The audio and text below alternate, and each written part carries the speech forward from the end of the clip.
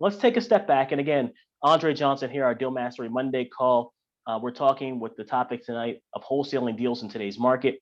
We already established off the top why it's very difficult to find great deals in today's market. We are breaking down the wholesaling SOS formula, first starting with sellers, then offers, then sales. SOS, sellers, offers, sales. No, it's very difficult to find great deals in today's market. So let's talk about some of your go-to strategies or ways to find motivated sellers or distressed sellers. And I'll kick it off by saying, for me, over the years, the last 20 years, one of the go-to most profitable ways for my business to identify motivated sellers, distressed sellers, is to do direct to seller marketing and to find sellers that have vacant properties. Now, vacant properties has by far been the number one source of motivated sellers for me, because even if the property happens to be vacant and inherited, the common denominator across the board a lot of times is because the property is vacant. Vacant properties generate zero income. When you have zero income, combined with the fact that you have expenses on a property, every property has expenses, taxes, insurance, utility bills to keep the pipes warm so they don't freeze. All these different insurances, taxes, expenses, they all eventually will burn a hole in your pocket, no matter how deep your pockets are, no matter how rich you are. So even the richest of rich people that own properties, if they're vacant, eventually they want to sell them. So you just have to be top of mind with a rapport with that vacant property owner, so that when they get tired, that 1 month where that bill comes due, whether it's a tax bill, whether it's an insurance bill, whether it's a utility bill, and the person says, why am I keeping this property? Why do I keep paying these bills and not have any income coming in? The breaking point that seller has on that vacant property, you want to be there with a relationship with them where they will say, hey, Andre, hey, Kevin, hey, Jean, got your postcard, got your text message, got your voicemail. Yes, I'm interested in selling this property. When can we talk? You want to be that person, because if you're not that person, guess what? Someone else will be, and you're going to miss out on an opportunity. So for me, identifying and targeting vacant property owners has been the number one go-to strategy for me to find motivated and distressed sellers. But there are many other motivations, many other ways to find and identify distressed sellers. Kevin, you want to give a couple or a few? Yeah, I think, big picture, you hit the nail on the head, finding that motivation. I love niche lists. And for those that may not be aware what niche lists are, they're those lists that are very targeted and very, small in terms of market, um, I guess, saturation, like probates. People unfortunately pass away all the time. Family members don't necessarily want to deal with these properties. And oftentimes, even if they contact, the traditional realtor or, avenue, they have things that they really would have to do to those properties in order for them to get, what they're looking for. And oftentimes we can come in and help solve problems, such as emptying a property, taking it as is, fully, cleaning out that property ourselves. Um, code violations, people who, unfortunately, like we mentioned, when you have a vacant property, as many cases are, when you have those vacant properties and they have the combination of a couple things like it may be a probate and they've gotten some violations because they've not cut the grass and they've not upkept the property. Now you just continue to increase the motivation of that person. And so those niche lists where they have those very specific motivations that you can actually target that are identified easily with some background information of how to find those lists. You can definitely profit year over year over year by identifying and being able to solve those types of problems. One of the other ones off the top of my head would be taxes. What's the saying? I'm not sure of the exact saying, but nothing is certain but what, death and taxes, something like that There you go. is the That's saying. right. Yeah. So, everyone has some sort of motivation with regards to a property. If they have any inkling to sell, they have some sort of motivation. And oftentimes we can actually identify those motivations very easily by targeted. Now, obviously there is other motivations outside of what can be identified, like, interfamily issues or things like that. But ultimately, and usually they'll fall under, even one of those niche categories. So really being able to identify those targeted niches along with, the larger the larger market of real estate, other really increased type, but those niche ones really give you an end in terms of identifying a problem up front because there's higher motivation to do so. And obviously, if there's multiple situations that are there, that motivation just increases more and more and gives you the opportunity to be that superhero, so to speak, to solve their problem. Yeah, and so what Kevin's referring to there with that last comment, when those multiple motivations exist at the same time, that's not by luck. That's not happenstance, folks. That is a pro strategy called list stacking. You may want to write this down. List stacking. When you stack multiple motivations or multiple variables at the same time that help you to identify a motivated distressed seller, you have what's called a heightened motivation that takes place because you have multiple motivations at the same time. For example, a property where the owner owns a vacant property, that's one motivation. Where that property may have been previously listed and that listing didn't lead to a sale, it expired. So now you have an expired listing on a vacant property. That's two motivations. Where the seller may be, an out of state absentee owner, being out of state with distance, making it very difficult to manage the frustration level that exacerbates by being remote or out of state. That's a third motivation.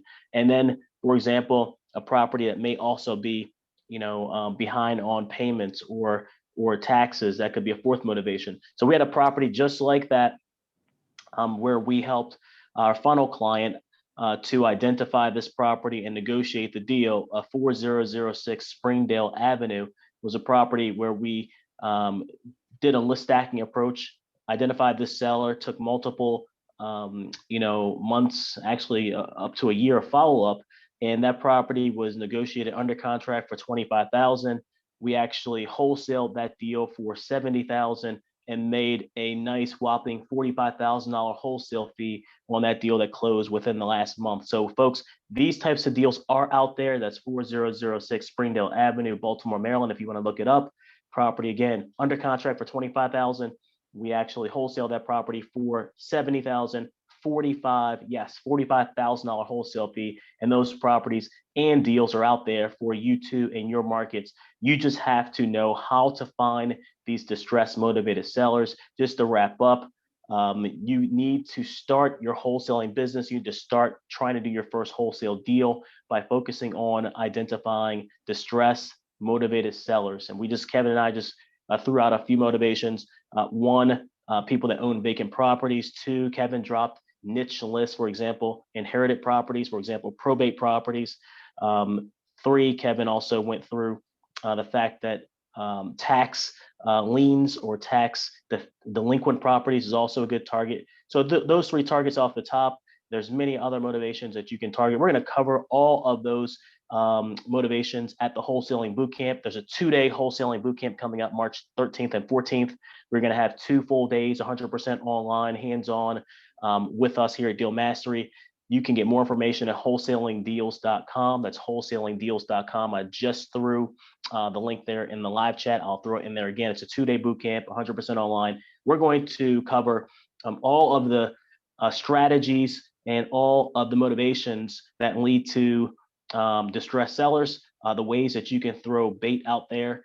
You can send very cost-effective, are you selling prospecting messages, whether it be via ringless voicemails, personalized text messages, cold calls, many of the cutting edge technologies that are very cost effective in today's market. We'll cover that. We'll cover how to build a funnel in terms of being able to not just send out one message, because you all know that you can send out one piece of bait, but you're not going to catch every fish, right? You have to send out multiple types of are you selling prospecting bait to these distressed sellers to get them to call you back, and then you have to have a system to follow up on a regular basis, because not every seller is going to respond on the first are you selling prospecting message, nor are you going to be able to then qualify them as a motivated seller lead from that first message. So you have to have a funnel. You have to have a direct to seller marketing funnel that's going to help you to stay in touch, stay top of mind in front of these motivated sellers, so that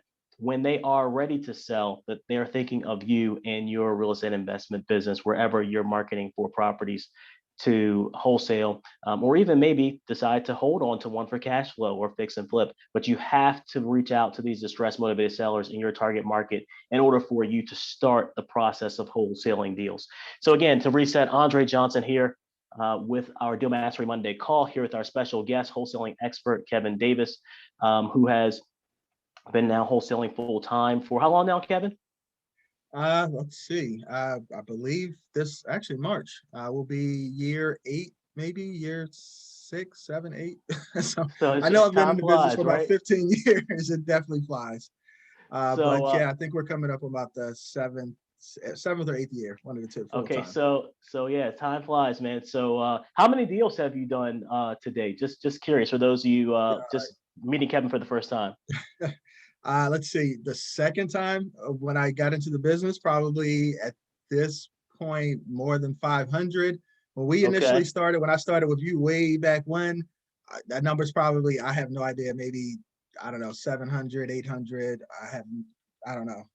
We did So a lot of deals. a lot of experience there, folks. So I see here, Indira says coming already register for me and my daughter, 29 years old. So good for you, Awesome. Indira, making it a family affair. Indira is already registered for the wholesaling bootcamp. So again, I just threw the link there in the live chat, wholesalingdeals.com, wholesalingdeals.com. This bootcamp is going to be unlike any other trainings you've been to because uh, it's going to be, first of all, 100% online. It's going to be interactive. You'll have the opportunity to engage with us via a live chat, live polls. We'll take questions. We'll engage with you throughout the event. It's going to be a small event. So it's not going to be one of those boot camps with 1,000 people. You have an opportunity to get your questions asked and answered. But it's going to be a lot of meat provided, at this 2-day boot camp, March 13th and 14th. We're going to take you through the funnel marketing systems that we use, that our clients use, that our students use to wholesale deals in today's market. In fact, the very systems that led to that $45,000 wholesale deal that just closed, we're going to take you through the setup and the actual strategies used in that direct to seller marketing funnel. And that's the start, the foundation of wholesaling deals is sellers, offers, sales. The wholesaling SOS formula: sellers, offer, sales. Sellers, offer, sales. So you can't get to making creative offers if you're not talking to distressed sellers. Because folks, if you're trying to make creative offers through real estate agents and realtors with properties listed on the MLS, you're going to be banging your head up against the wall because these agents, they don't want to hear anything other than all cash yesterday. In fact, a lot of properties that are listed on the MLS, even if they're distressed, meaning they need repairs, the agents a lot of times say, oh no, we're looking for all cash offer. They don't even want your hard money offers. They want all cash in a lot of markets. And that's because they know once the realtor gets their hooks in the seller, they get the property on a listing agreement and then listed on the MLS, or it's listed via auction. They know that they have the biggest platform to get in front of the most buyers, and that is the MLS or their auction platforms. And so since they are in front of thousands and thousands and thousands of buyers, and they have thousands and thousands and thousands of agents to get exposure to their property, they know they're going to find some sucker that's going to pay all cash, full price, and make a crazy offer and overbid, right? So you don't want to be stuck in that. You don't want to be stuck in on those playing fields or those terms. You want to make your own rules and you want to set your own prices and your own terms. And the only way to do that, folks, is to market directly to sellers. Now you have a one-on-one relationship with the seller. You and the seller not having to go through a middleman of a real estate agent, realtor, broker, auctioneer, or wholesaler. You want to be the wholesaler. You want to be that investor going directly to the seller. And that way you control the fate of that property. You control whether you wholesale it or you might decide to keep the cherry on top, the one that just makes such heck of a cash flow every month that you don't want to wholesale it away. So there gives you the power and control of your real estate business and its growth.